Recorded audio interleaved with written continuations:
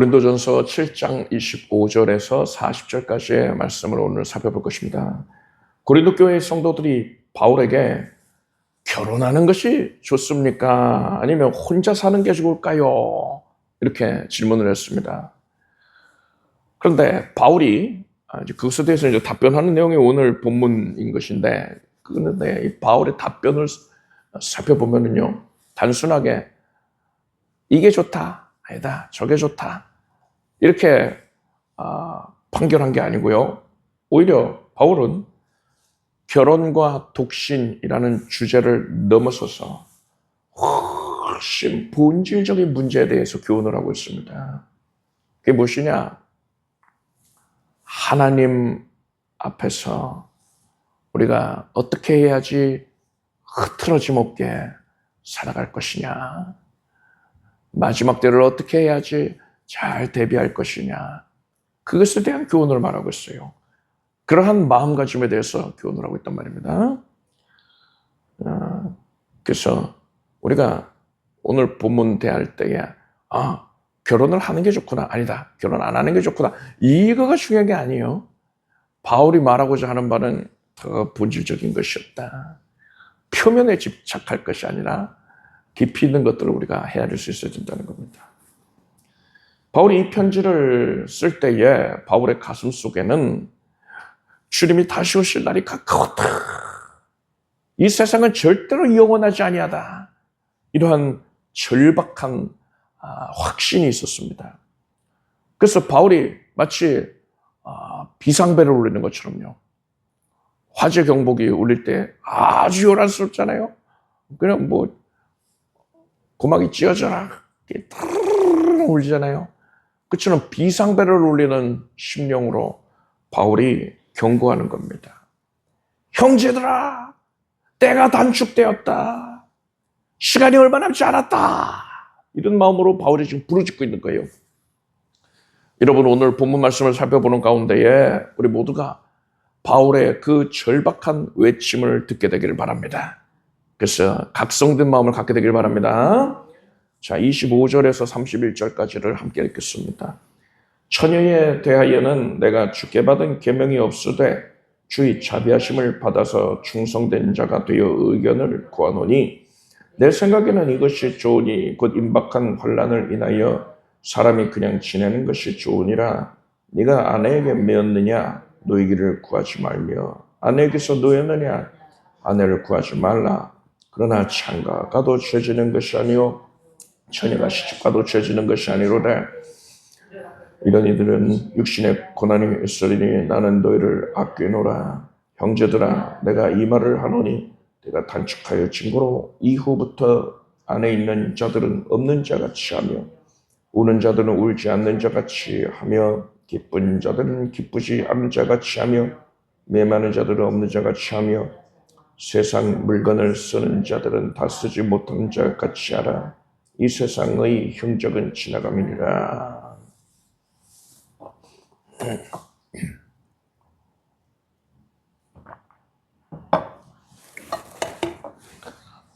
우리는 이 결혼과 독신에 대하여서 답변을 하는 바울의 태도를 주목해야 됩니다. 25절을 보니까 바울이 처녀에 대하여는 내가 주께 받은 계명이 없으되 주의 자비하심을 받아서 충성된 자가 되어 의견을 구하노니 라고 했습니다. 아주 솔직한 고백을 하는 거죠. 조금의 위선도 없습니다. 가식도 없어요. 바울은 자신이 하나님께 직접 받은 명령은 없다라고 솔직하게 말하는 거예요. 자신이 지금부터 말하려는 내용은 하나님께서 이러이러해라 하고 하나님이 명령하신 내용이 아니라, 내가 성도들을 사랑하기 때문에 권면하는 나의 의견이다, 어디까지나 내 의견이다 라는 사실을 분명히 밝힌 거예요. 바울은 위대한 사도였고요, 영적인 권위자였습니다. 그래서 만약에 바울이 성도들에게 더 강력한 카리스마를 보여주기를 원했거나, 아니면 성도들에게 더 인기를 얻고자 했다면요, 바울이 이렇게 말했을 거예요. 내가 지금 말하는 이것은 하나님의 명령이다. 결혼하지 말아라. 이렇게 엄히 명령했을 겁니다. 그렇게 바울이 자기 생각을 하나님의 뜻인 양 포장을 했다면 사람들은 바울을 두려워하였을 것이고 그래서 더 적극적으로 설설설설 기면서 따랐겠지요. 바울의 권위도 더 높아졌을 겁니다. 저는 그렇게 말하는 사람들 많이 만나봤어요. 어떤 목회자는 자기가 하나님의 말을 대언을 한다. 그래서 성도들한테 어떤 영향을 더 끼치려고 하고 그런 경우들 많이 있었습니다. 자기 영향력을 키우려고 그러는 거죠. 성도들을 더 휘어잡아가지고 자기 말 잘 듣게 하려고 그러는 거거든요. 그런데 바울은 안 그러단 말입니다. 성경적으로 굉장히 훌륭한 그런 목회자의 본을 보이는 이 바울은 전혀 그런 모습이 없잖아요. 바울은 철저하게 하나님의 명령과 자기 의견을 구분을 했고요. 절대로 신령한 체 하지 않았습니다. 이후에 살펴보겠지만 오늘 본문의 마지막 절인 40절에서 바울은 나도 또한 하나님의 영을 받은 줄로 생각하노라 이렇게 말하거든요. 바울은 자신이 성령 충만하다는 사실을 확실히 알고 있었어요. 내가 하나님의 영을 받았다. 나는 성령 충만하다. 하나님의 임재 안에서 내가 말하는 것이다. 이렇게 말할 수 있거든요. 근데 뭐라고 했어요? 내가 하나님의 영을 받은 줄로 생각한다. 이렇게 겸손한 표현을 썼단 말입니다. 바울은 자신의 영적 권위를 남용을 해서 성도들을 쥐락펴락하거나 억지로 굴복시키려고 하지 않았습니다. 절대 안 그랬어요. 바울은 성도들이 자신을 맹종하는 게 아니라 스스로가 하나님 앞에서 하나님 뜻대로 성도들이 하나님 뜻대로 각자 판단을 하고 결정하기를 원했습니다. 나한테 굴복하는 게 뭐가 중요해요? 하나님께 순복해야 될 것 아닙니까? 그래서 하나님의 뜻을 제대로 판단할 수 있도록 그렇게 양육을 했다는 겁니다. 여러분, 우리는 어떻습니까? 교회 생활 오래 하다 보면요. 우리 교회에서는 뭐 그런 것을 느낀 적이 전혀 없지만 교회 생활 오래 하다 보면요. 내 경험과 내 고집 피우는 것을 마치 하나님의 뜻인 것처럼 포장을 해서 다른 사람을 정죄하는 경우가 있습니다. 아니, 하나님께서 나에게 말씀을 하셨는데 당신 나한테 그렇게 하면 안 돼. 이건 하나님의 뜻인데 왜 나를 안 따르는 거야? 이런단 말이에요. 이러면 안 돼요. 우리는 바울처럼 정직해야 되는 겁니다. 하나님이 주신 말씀 앞에서는 철저하게 순종을 하되 내 생각과 내 의견을 말할 때에는 지극히 겸손해야 되는 거예요. 하나님의 영광을 위해서 그렇게 하는 겁니다. 내가 하나님인 양 행세하지 아니하는 것. 이것이 진정으로 성숙한 성도의 모습입니다. 여러분은 내 뜻, 내 생각과 하나님의 뜻, 하나님의 생각, 이것을 구분을 할 수 있기를 바랍니다. 그리고 그것을 솔직하게 표현을 해서 영적인 정직함을 갖게 되길 바랍니다. 본문에서 바울은 하나님의 명령이 아닌데도 불구하고 독신이 좋다 그랬거든요. 독신이 왜 좋다고 그렇게 권면을 하고 있는 겁니까? 그 이유가 26절과 28절에 나와요. 곧 임박한 환난을 인하여 사람이 그냥 지내는 것이 좋으니라. 어떤 이들은 육신의 고난이 있으리니 나는 너희를 아끼노라 했습니다. 육신의 고난이 있다 그랬어요. 이 말씀을 통해서 우리는 바울이 지금 집중하고 있는 것은 결혼을 못하게 해야겠다 이게 아니고요. 결혼 못하게 하는 걸 넘어서서 지금 바울은 예수님의 재림을 준비하는 것에 집중하고 있다. 성도들이 그것에 집중하기를 원하고 있다는 걸 알 수 있습니다. 당시 시대적인 상황이 어떠했느냐? 기독교에 대한 핍박이 이제 점점 가시화되고 있었어요. 이제 조금 있으면 네로 황제가 기독교인들이 로마에 불을 질렀다고 누명을 덮어씌워가지고 체포를 해서 십자가에 못 박아서 달고 그 아래서는 불을 피우고 해서 당시에 시내를 밝힐 수 있었다고 그러잖아요. 도시의 야경을 밝힐 정도로 기독교인들을 나무에 매단 채로 불태워버렸단 말이에요. 시체 타는 냄새가 끊이지 않았다고 합니다.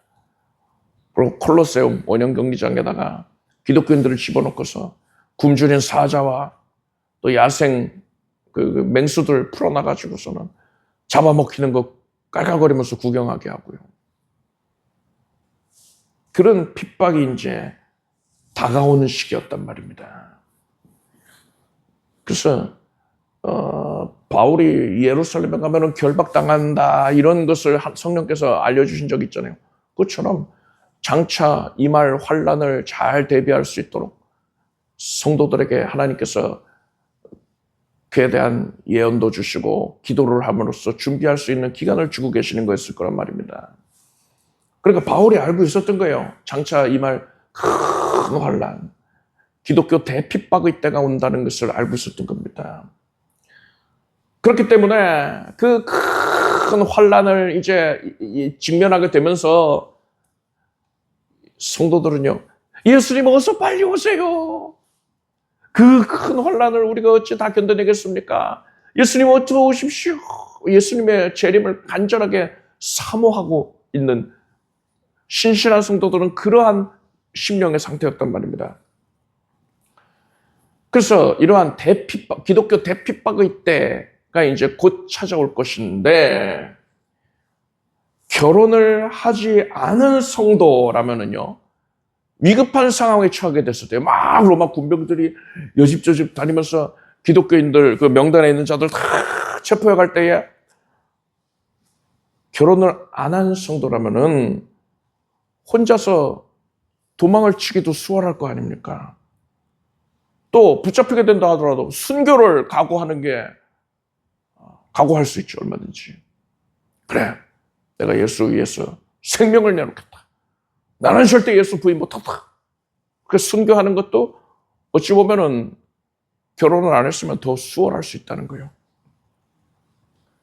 만약에 결혼해서 아내가 있어요. 남편이 있어요. 젖먹이 어린 아기가 있어요. 그런 경우 생각해 보십시오. 핍박이 찾아옵니다. 군병들이 막 여기저기를 들쑤치고 다니고요. 거기에 동조하는 일반 그 시민들이 얼마나 많겠어요. 몽둥이 들고 다니면서 여기저기를 쑤시면서 다 찾아다닐 텐데, 그때 나 혼자 어떻게 피해요? 사랑하는 가족들 두고. 그래서 같이 가자. 너는 또 왜 거기 가 있냐? 같이 가자. 너도 또 일로 와라. 같이 도망을 간다면요, 금방 붙잡히게 되잖아요. 그리고 고통을 당하게 될 때도 사랑하는 가족이 고통당하는 걸 지켜보는 것은 아주 큰 어려움입니다. 내가 고통당하는 건 차라리 괜찮을 텐데, 내가 사랑하는 내 아내가, 내 남편이, 내 자녀들이 고통을 당한다. 그럼 그것은 내가 죽는 것보다 더 큰 고통이라고도 할 수 있을 거란 말입니다. 바울은 바로 이러한 고난을 가리켜서 육신의 고난이라고 말한 거예요. 내가 사랑하고 내가 책임져야 할 대상이 많아지면 많아질수록 이제 곧 임박한 환난의 때에 겪어야 할 아픔, 고통의 무게가 더 커지게 된다는 겁니다. 바울은 자신이 사랑하는 성도들이 환난의 때에 이렇게 고통을 2중, 3중으로 겪게 되는 것을 바라지 않았습니다. 너무 힘겨울 테니까요. 그래서 그렇기 때문에 바울이 지금 차라리 혼자 지내는 것이 견디기가 수월할 것이다. 이렇게 말하는 겁니다.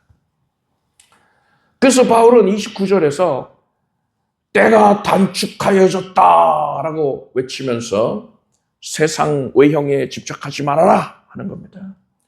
여기서 때가 단축하여졌다. 단축하여졌다라는 헬라어의 의미가 뭐냐?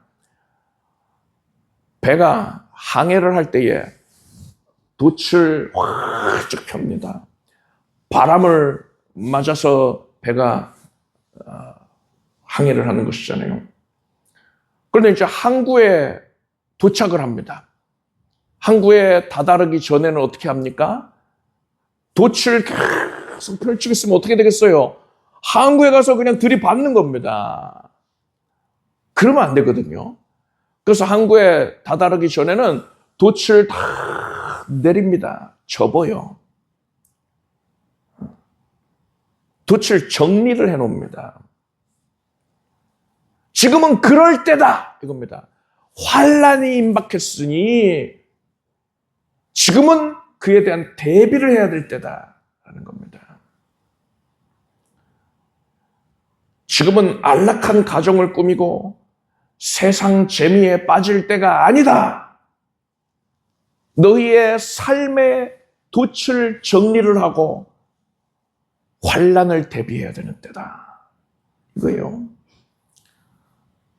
이것은 오늘날의 우리들에게는 세상 즐거움에 빠져 살지 말고 예수님 오실 날이 가까웠으니 주님 맞을 준비를 해라 라는 교도로 받아들일 수 있는 겁니다.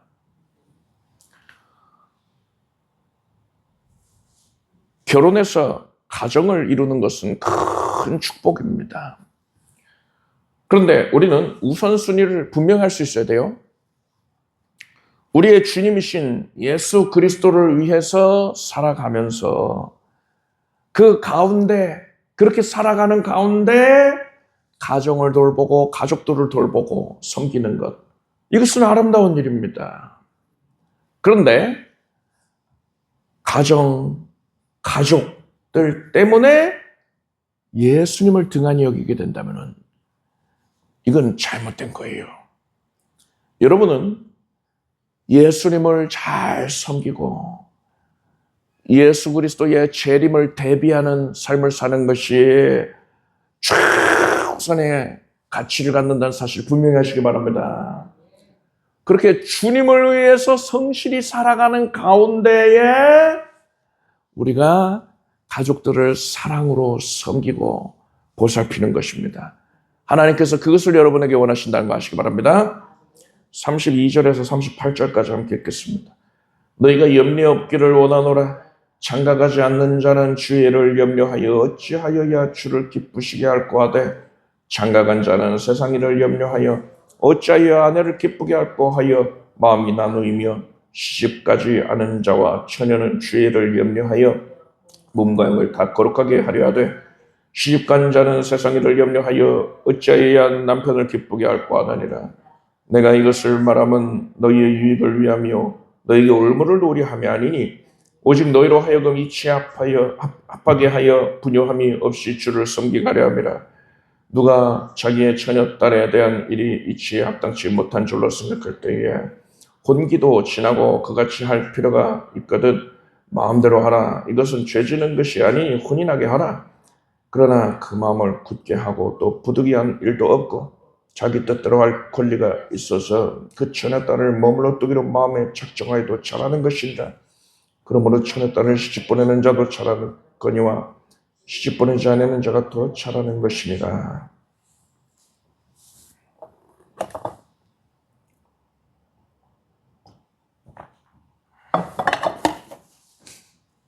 바울이 지금 긴박감을 가지고 있거든요. 육신의 고난, 그것을 강조를 하고 있거든요. 그렇기 때문에 독신이 낫다 이렇게 얘기하고 있어요.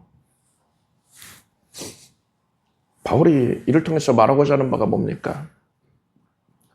우리 마음이 세상 염려에 빼앗기지 않아야 한다는 겁니다. 35절을 보니까요. 내가 이것을 말하면 너희의 유익을 위함이요 너희에게 올무를 놓으려 함이 아니다. 오직 너희로 하여금 이치에 합하게 하여 분요함이 없이 주를 섬기게 하려 함이라 하였어요. 분요함이 없다라는 것은 흐트러짐이 없다는 뜻입니다. 바울의 관심사는 오직 성도들의 주를 향한 마음에 있어서 흐트러지지 않는 거예요. 근데 흐트러지는 경우가 있다는 거예요. 언제요? 결혼을 한 사람은 필연적으로 어떻게 해야 아내를 기쁘게 해줄까? 어떻게 해야지 내 남편을 기쁘게 할까? 이렇게 자기 마음이 나누일 수밖에 없습니다. 그런데 이런 생각하는 건 잘못이 아니지요. 결혼을 했다면 당연히 그런 생각하고 살아야 한다. 당연한 도리다라고 할 수 있습니다. 하지만 바울은 그러한 책임이 가져오는 남편으로서 아내로서의 책임이 가져오는 현실적인 한계를 지금 말하고 있는 겁니다. 우리의 마음과 또 우리의 시간이 한정되어 있잖아요. 그렇기 때문에 가정을 돌보는 일에 최선을 다하다 보면은 자연스럽게 주님께 집중할 그런 마음이 시간이 나뉠 수밖에 없다는 겁니다. 오늘날 성도들의 겪는 가장 큰 문제가 뭡니까? 결혼을 했기 때문에 문제인 게 아니에요. 결혼을 했든 독신이 됐든 간에 마음이 나누이고 있다는 거예요. 흩어지고 있다는 겁니다. 너무 많은 세상 염려를 가지고 있고요. 세상 즐거움에 내 마음이 갈기갈기 나눠지고 있어요. 뭐 돈 걱정, 뭐 자식 걱정, 노후 대책이라든가 그 외에 여러 가지 걱정들 또 세상에서 누려야 할 즐거움들 이런 것 때문에 우리의 마음이 정작 주님을 바라볼 틈이 없는 겁니다. 그러한 문제를 지금 지적하고 있는 거예요, 바울이. 결혼해라 마라 이거가 중요한 게 아니란 말입니다. 마음이 나누이지 않게 해라. 분요함이 없게 해라. 이거예요. 그럼 우리 어떻게 해야 됩니까? 여러분은 여러분의 마음을 돌아보고 과감하게 가지치기를 하기를 바랍니다. 가지치기를 못하면은요, 분요한 거예요. 흐트러지는 겁니다. 내 마음을 복잡하게 만드는 쓸데없는 생각들을 주님께 맡겨버리십시오. 내가 이거 버려야 돼 하면 그거 못 버려요. 주님께 맡기십시오. 너희 염려를 다 주께 맡겨버리라. 이는 주께서 너희를 권고하심이라 했습니다. 여러분이 짊어지고 있으면 안 돼요. 뭐가 됐든 간에 어떤 생각이 됐든 간에 이것도 해야 되는데 저것도 해야 되는데 그거 하고 있다면 또 저거 하고 싶어지고요. 또 요것도 해야 될 생각하고 싶어지고요. 내 마음이 너무 많이 나눠져요. 이게 성경적이지가 않다는 겁니다. 하나님 앞에 합당하지가 않다는 거예요. 그걸 어떻게 해야 된다고요? 버릴 수 있을까요? 그거 못 버려요. 하나님께 맡겨야 됩니다. 하나님이 다 맡아주십니다. 너 지금 10개 다 맡겼네? 꽉 찼네? 이제 못 맡아줘. 아니에요. 1000개, 10,000개, 100만 개, 수천억 개 다 맡아주십니다. 그래서 여러분, 쓸데없는 모든 생각들 주님께 맡기겠습니다 하십시오. 실제로 그렇게 기도를 하세요. 어떤 생각, 내가 하나님한테 집중하는데 그것을 방해하는 어떤 생각이 들거든 주님께 맡깁니다. 주님께 맡겼습니다. 하나님이 맡아주셨는 줄 믿습니다. 하는 거예요. 맡아주신 겁니다. 내가 지금 이 본문 내에서는요, 결혼에 대해서 얘기하고 있잖아요.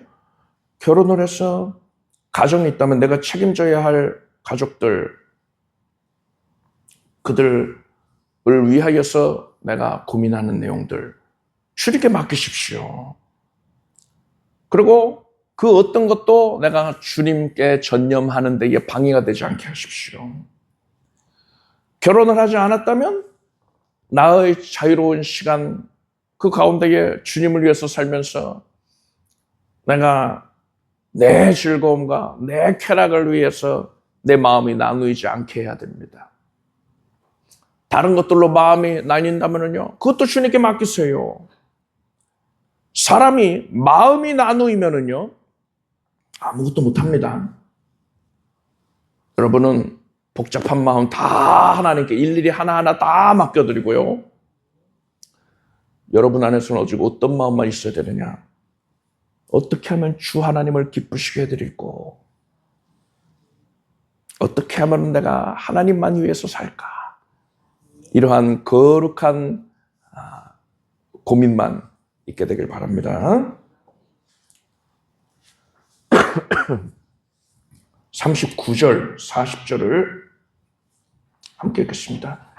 아내가 그 남편이 살 동안에 매여 있다가 남편이 죽으면 자유하여 자기 뜻대로 시집갈 것이나 주 안에서만 할 것이니라.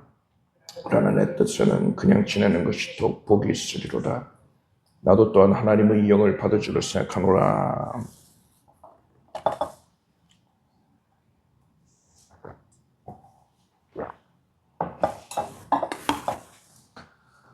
마지막으로 바울은 재혼의 문제를 다룹니다. 그러면서 그리스도인이 어떤 문제를 해서 무언가를 선택을 해야 될 때에 항상 적용해야 되는 절대적인 원칙을 제시를 하고 있어요. 39절을 보니까 남편과 사별을 한 아내는 재혼을 할 자유가 있습니다. 그녀가 누구와 결혼을 하든 그거는 자기 자유지요. 그렇지만 바울이 단 하나의 절대적인 기준을 제시를 합니다. 그것은 바로 주 안에서만 할 것이니라 했습니다. 따라서 고백하십시오. 주 안에서만 할 것이니라. 아멘. 이것은 단지 교회 다니는 사람만 만나야 된다 이런 얘기가 아니에요. 이 말은 성도의 인생 가운데에서 모든 선택이 주 예수 그리스도 안에서라는 원칙 아래에 이루어져야 한다라는 뜻입니다. 내가 지금 이쪽 길을 선택을 한다면 이것이 과연 주님의 주권을 인정하는 것이냐? 이러한 결정이 나와 주님과의 관계를 방해하지는 아니하냐? 이것을 물어보라는 겁니다. 이어지는 40절을 보니까요, 바울은 내 뜻에는 그냥 지내는 것이 더욱 복이 있으리라 했습니다. 더 복 있다는 건 이건 더 행복하다는 뜻입니다. 바울은 자신의 경험상 독신으로 지내는 게 주님의 일에 매진하면서 사는 데에는 더 유익하다고 확신을 했던 겁니다. 그런데도 바울이요, 놀랍게도 이것을 명령하지 않습니다. 바울은 자신이 하나님의 영을 받아서 성령 충만해서 하나님의 임재 안에서 하나님의 뜻에서 벗어나지 아니하였다는 걸 확신하고 있었거든요. 그러니까 너희는 이렇게 지시할 수 있었는데 바울은 그러지 아니하고요. 성도들이 스스로 판단하는 것을, 자유의지로 판단하는 것을 존중을 한 거예요.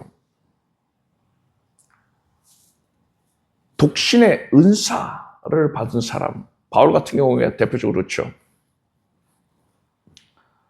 그러면은 독신으로 지내는 데에 별 어려움이 없을 겁니다. 외로움이나 결핍을 겪지 아니할 것이고, 밝고 즐거운 마음으로, 긍정적인 마음으로 주님의 일에 전념을 할 수 있을 겁니다. 그런데 독신의 은사를 받지 않은 사람이라면 얘기가 달라요. 홀로 지내는 데에 있어서 마음에 큰 어려움을 겪을 수도 있어요. 그래서 부정적인 감정들의 지배를 받아서 오히려 하나님을 성실하게 섬기는 데에 걸림돌이 될 수도 있단 말입니다. 그래서 바울이요, 자기 생각이 맞다는 걸 알면서도 억지로 성도들을 끌고 가려고 하는 대신에 성도들이 각자의 상황과 환경에 미루어서 스스로 고민을 하고 무엇이 더 자신에게 영적으로 유익한지를 스스로 선택할 수 있게 해주고 있는 겁니다. 바울이 왜 이런 자세를 취하는 겁니까? 바울은 성도들이 등 떠밀려가지고 어디로 가려고 하는 그런 수준에 그치는 게 아니라 스스로 고민하고서 하나님의 뜻을 알고 판단할 수 있는 정도로 성숙한 신앙을 갖기를 바랐기 때문인 것입니다. 율법적으로 볼 때에 이건 죄고 이건 죄가 아니다. 그러니까 이걸 해야 된다. 이런 식으로 판단하는 거는요, 낮은 수준의 신앙이라고 할 수 있습니다. 반면에 무엇이 나를 더욱 주님께 집중하게 만들고 있는가? 어떤 길이 나를 더 주님께로 이끌고 있는가? 어떤 길을 주님께서 더 기뻐하실까? 이걸 기준 삼아서 자유의지로 최선의 길을 선택해 나아가는 것. 이것이 바로 바울이 성도들에게 원하는 성숙한 그런 신앙의 모습인 것입니다. 여러분은 인생의 중요한 결정들 앞에서 무엇을 고민하고 있습니까? 이게 죄냐 아니냐? 이거를 묻는 데에서 그쳐서는 안 돼요. 거기서 더 나아가서 이 결정이 과연 주님 안에 있는 것이냐? 이 길이 내가 주님과 동행하는 데에 더 큰 유익을 가져다 주는가? 이러한 기준으로 여러분은 판단하길 바랍니다. 여러분은 세상의 기준이나 아니면 누군가에게 등 떠밀려서 결정하는 게 아니라 하나님이 주신 신령한 판단력을 가지고서 오직 주님의 영광을 위해서 스스로 최선의 길을 선택할 수 있게 되길 바랍니다.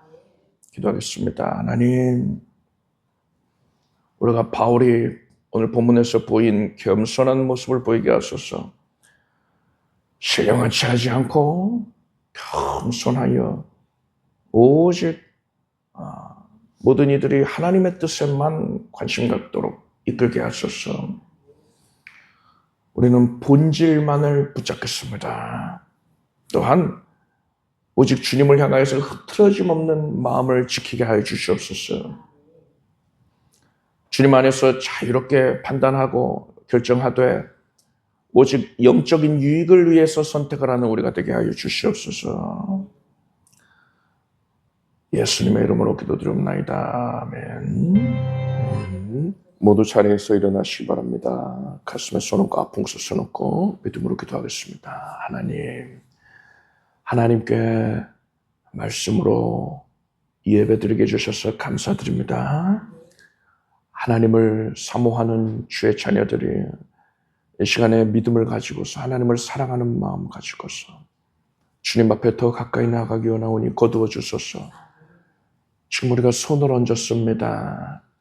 연약한 부위마다 손을 얹었습니다. 하나님께서 우리를 강건하게 하소서. 예수 이름으로 온몸의 장기들이, 온몸의 세포가 예수 이름으로 깨끗이 회복되게 하소서. 예수 그리스도를 앙망합니다. 내 이름을 경외하는 너희에게는 어려운 해가 떠올라서 치료하는 광선을 바라리니 외양간에서 나온 송아지같이 뛰리라 하셨습니다. 예수 그리스도께서 찬란한 치유의 광채를 발하여 주셔서 지금 우리의 손 얹은 부위가 나음을 받습니다. 깨끗해집니다. 온전해집니다. 하나님의 어루만지심으로 나는 회복되었습니다. 모든 세포가 정결하여질지어다. 세균과 바이러스 사라지고 염증이 사라지고 암세포도 사라질지어다. 하나님의 은혜로 온몸 각기관이 깨끗해졌습니다. 하나님께서 나를 고쳐주셨으니 감사합니다. 하나님의 은혜를 눕힙니다. 올해 주의 백성들의 가정에 믿음의 제단을 굳건히 세워주시고 기도의 향기가 그치지 않게 해주시옵소서. 하나님께서 거룩한 불을 내리시어서 각 가정마다 믿음의 제단에서 기도와 찬미의 제사가, 말씀의 제사가 이루어지게 해주시옵고 하나님께서 기뻐하시는 우리 성도들의 가정이 되게 하시옵소서. 예수 그리스도의 거룩하신 이름으로 복을 받을지어다. 각 가정마다 큰 은총이 가득할지어다. 올 한 해 동안에 우리 온 성도들이, 온 가족들이 신령한 복을 받아 누리고 영적으로 더 성숙해지게 하여 주시옵소서. 성숙한 신앙인의 모습을 이루게 하시옵소서. 예수님의 이름으로 기도드립나이다. 믿은 대로 될지어다. 하나님께 박수 올리겠습니다. 잘 앉으십시오. 준비하신 예물을 정성된 마음으로 하나님께 드리겠습니다. 드리신 예물을 위해 축복 기도하겠습니다. 하나님, 하나님의 은혜에 감사드립니다. 하나님께서 우리에게 말씀 내려주시고 은혜 가운데에 임재하셔서 우리를 만나주신 은혜 감사드립니다. 하나님을 사랑하는 마음으로 예물을 올렸으니 하나님이 거두신 줄로 믿습니다. 우리의 삶의 응답의 제목이 풍성히 임하게 하여 주시옵소서. 예수님의 이름으로 기도드립나이다. 아멘. 우리 주 예수 그리스도의 무한하신 은혜와 하나님 아버지의 사랑과 성령님의 교통하심을 오늘 거룩한 수요 예배에 믿음과 정성으로 함께하는 사랑하는 성도들 위해 영원토록 함께 없으기를 축원합니다.